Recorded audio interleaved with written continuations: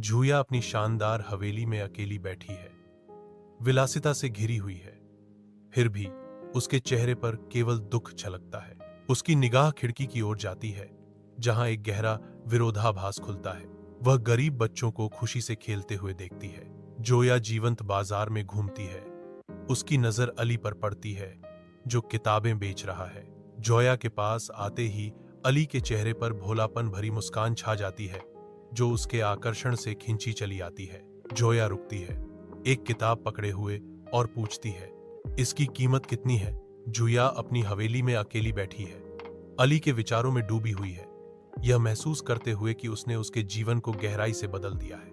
एक दृढ़ निश्चय उसकी विशेषताओं को कठोर करता है, क्योंकि वह अली के प्रति अपनी भावनाओं को कबूल करने का फैसला करती है। कांपते हाथों से जूया अली का नंबर डायल करती है, उसे अपनी हवेली में बुलाती है।